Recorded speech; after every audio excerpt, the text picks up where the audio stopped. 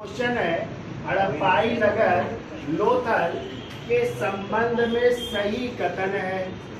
ठीक है, हड़प्पा का स्थल है लोथल, उसके बारे में कह रहा है सही कथन कौन सा है। पहला कह रहा है गुजरात के कच्छ की खाड़ी में स्थित है। दूसरा कह रहा है यह नगर 3 भागों में विभाजित है। तीसरा कह रहा है यहाँ से सीप निर्मित पैमाना प्राप्त हुआ है। ठीक है, आंसर कह रहा है केवल 1 सही है, केवल 2 सही है, केवल 3 सही है, कोई भी सही नहीं है कोई। ठीक है, अब देख लेते हैं क्या क्या सही है। तो पहला कह रहा है लोथल गुजरात के कच्छ की खाड़ी में स्थित है। तो गुजरात का ये जो स्थल है लोथल, ये कच्छ की खाड़ी में ना होकर के खंभात की खाड़ी में है।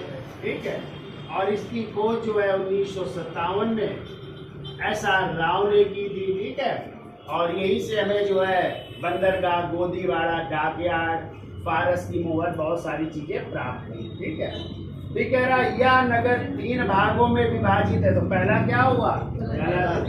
दूसरा कह रहा है यह नगर 3 भागों में विभाजित है।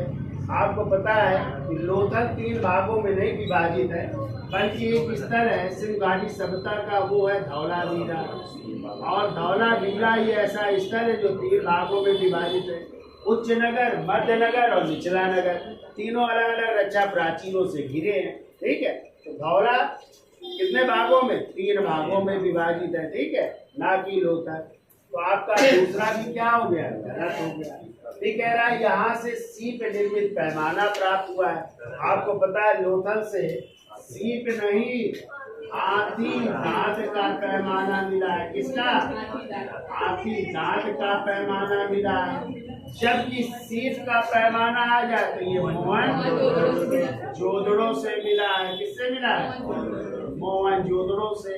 और कभी आ जाए मिट्टी का पैमाना, मिट्टी का बना पैमाना, वो काली गंगा से मिला है। ठीक है, तो तीसरा भी क्या है?